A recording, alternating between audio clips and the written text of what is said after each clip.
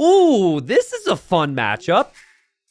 Ladies and gents, welcome. We've got a 1v1 here on Arabia. Very popular map between two very popular players. We've got Mr. Yo, one of the greatest to ever do it, playing as the Bulgarians here in the red.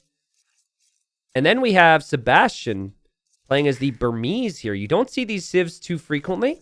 They've gone random civ on Arabia. And these are two great infantry civilizations. And that is hype, because we don't see a lot of infantry in competitive Age of Empires 2. So you know what that means, guys? Two infantry civs on Arabia? It means we're probably not going to see much infantry. Yeah, I mean, maybe a little bit. There might be a point where we could see some infantry, but I would imagine maybe the infantry will come as a counter to knights. We'll see. But I do think the Burmese are a far better civilization here. If I were to name the 3 worst civilizations in the game right now, Bulgarians would be on that list. I think Bulgarians might actually be the worst civ in the game right now on all maps. Trying to think. If you were to just say Arabia, I think Bulgarians are still bottom 3. I think I'd toss Sicilians in there. I'd go Bulgarians, Sicilians, and then not really sure what else. But they lack an eco bonus, which is a real issue. The faster researching and the cheaper blacksmith text can play its role. And if there is a player where who could take advantage of that, it might be Yo.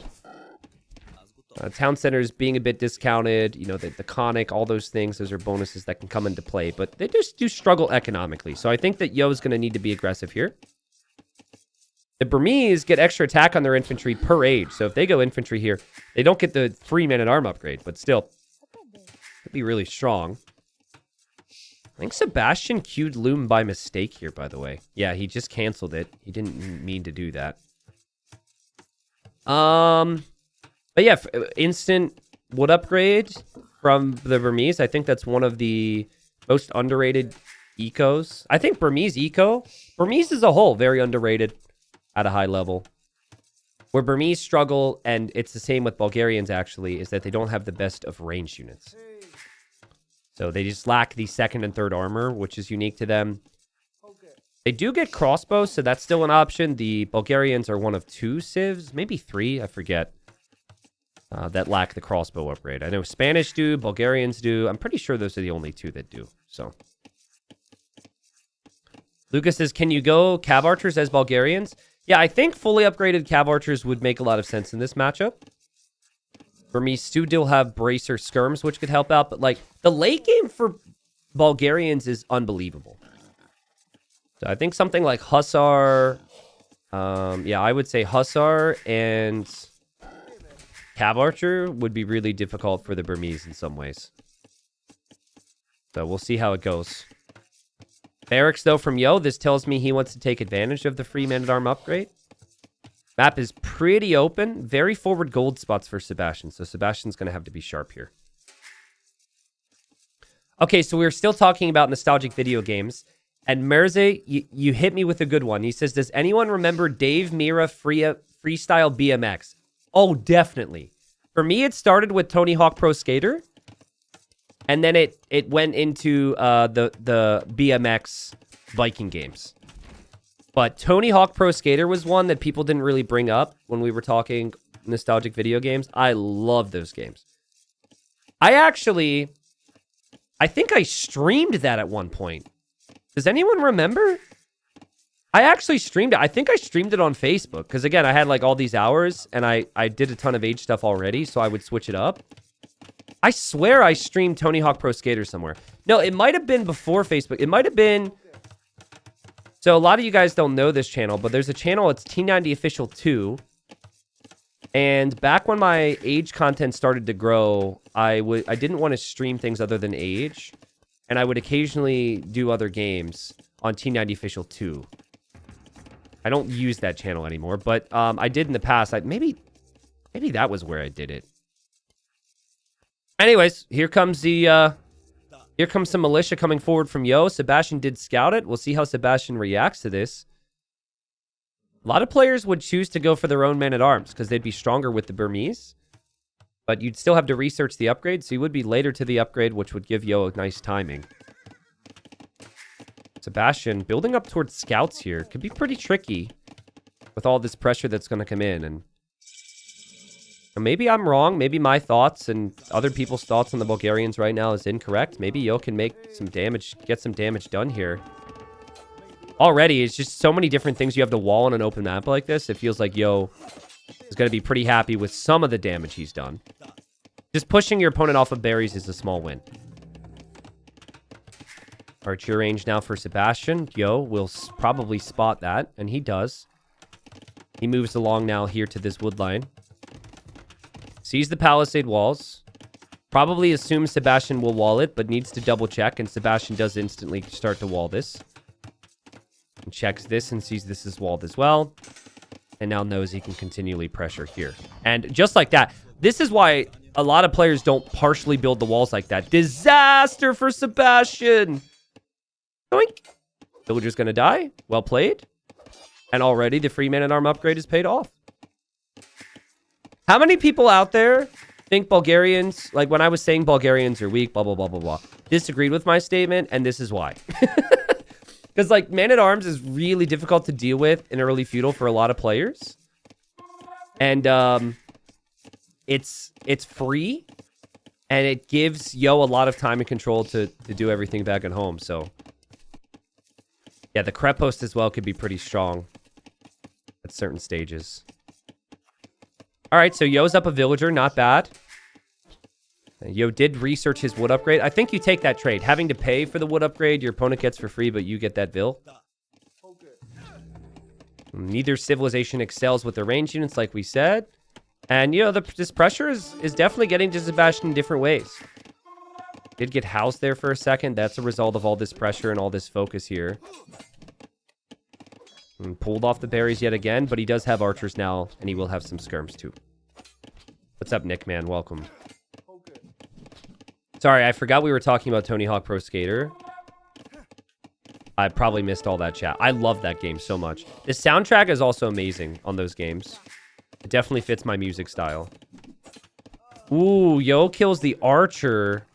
That's really nice. Now fletching isn't an option here for Sebastian, and he doesn't have the archer because he did spend gold on that. Emergency Octopus, thank you. T90, do you anticipate streaming any Age of Mythology when the DE version comes out this year? I don't know when it's supposed to come out. I don't know if they announced that or if it was more teases. So it will just depend on what else is happening. I'm a little hesitant to do so because it would just be a new thing for me. Like, I played a little bit, but I just might not be the guy to get into Age of Mythology. It depends, I guess, on how much they change it from the original. Like, if it's very much based on the original, it might be a bit tricky for me to come in there and be any source of knowledge for the game. So, and not that I necessarily have to, you know, be an expert at it. I know that that's not going to be the case, but it definitely changes my ability to entertain and bring people content for the game. So, we'll see. So far, Sebastian just pushing away this attack, but Yo will be very happy with the fact that he's had full control. Still, though, you don't want to lose all these units here, because then Sebastian's going to be over at your base. But I think you'll in some ways take this. Skirms did get separated from the spear here. And we'll see a second range from Yo at home. What? A skirm war? Okay. Like, if anything, to me, it feels natural to go for scouts because your opponent is heavy on skirms. But he is just going to make more skirms here. Interesting decision from Yo. I mean, his opponent definitely won't expect it. And Sebastian can't get fletching. And this scout's also pretty weak. Maybe it's next level. It's going to surprise the opponent. You have the ranged advantage. If you play in towards scouts, the Burmese player has the strong spearman, so. Aladdin says, you are not even an expert in AoE 2 as well. Knowledge is a tricky thing, my friend. Okay. Okay. Ha ha. Ha ha. Yes, you're right. I know nothing about this game and I'm not good at it. Yep.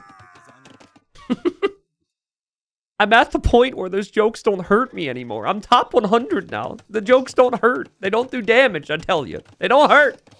It definitely doesn't keep me up at night. This is going to be the last thing that Sebastian ever expects. Fully upgraded Bulgarian skirms coming forward. Now, he's going to add scouts. And, ooh, man, Villager is very weak from before. Again, never expecting this pressure, but nice damage control. A couple skirms go underneath the TC casually and are somehow not taking any damage. Okay, skirm does die. And now we're going to see spears from Yo because I think he's expecting scouts. It's far too quiet here. You could just tell something's coming. Because I know it's just a couple of villagers on berries, but you still don't want this. You still don't want to lose out on this control. And then who knows if that pressure swings around. So, definitely, this is playing like Sebastian is waiting to deal with this. And Yo also knows this other army is here. But the longer Sebastian waits, the more of a chance he has to surprise Yo with this. It's not going to be easy for Yo to get spearmen to this group to help out. Let's see. Scouts haven't been spotted yet. Market would indicate that the opponent's trying to get up to Castle Age, and now the scouts are here. Boom. This is why it just felt really weird to play in towards all these extra skirms. Nice job from Sebastian. I kind of felt like, because remember, Sebastian had the skirm count first. Kind of felt like Yo would be doing the same thing Sebastian has done. Spearman's going to be on the way, though. Spearman could push that back. And now Sebastian will not be able to kill all the skirms. And there's plenty more where that came from Yo. Andy's got the spears. Sebastian does click up here. So.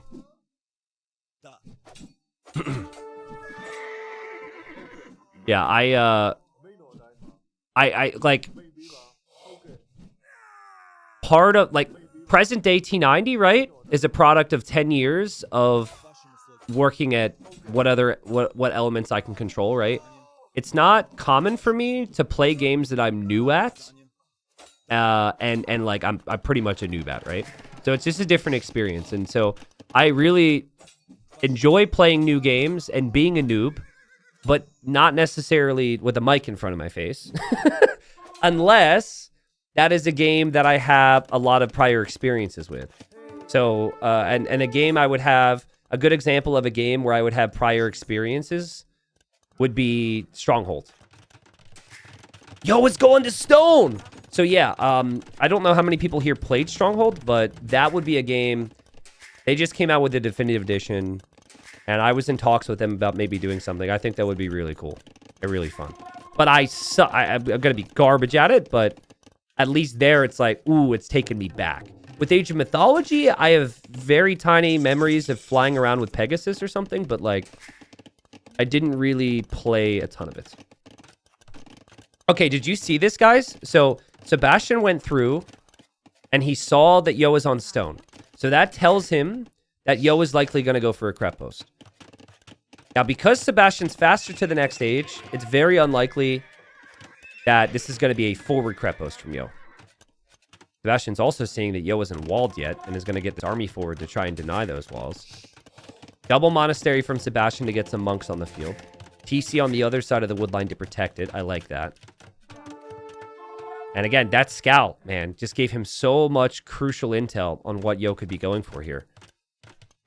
But very nice timings from Sebastian on some of the defense and the attacks. Obviously lost one Vill, but he'll recover because he'll have the second TC faster.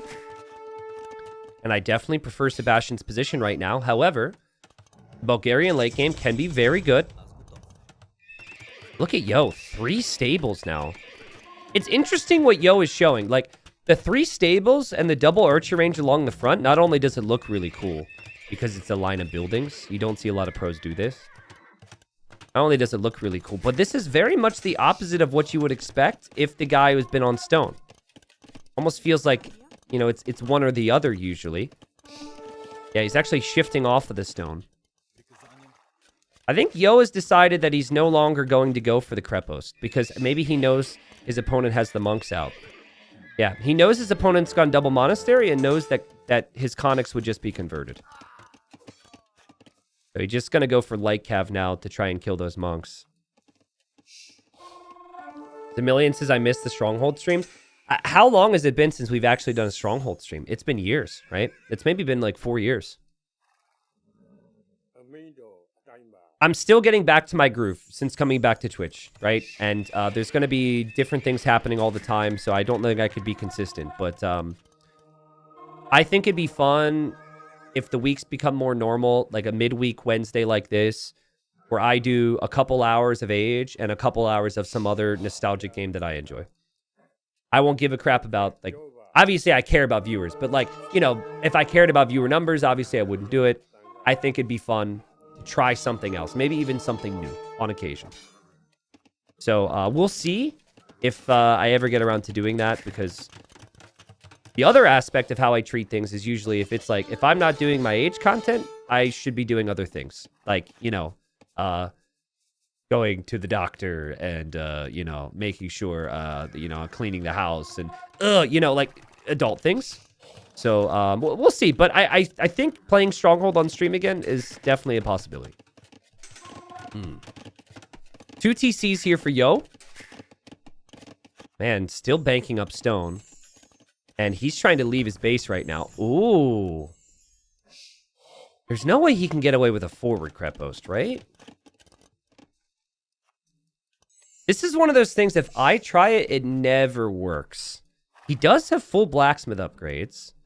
The knights will be much stronger than anything Sebastian has. And he has light cav to kill monks. Where do you place it, though? Here would be great. Here would feel a little unnatural.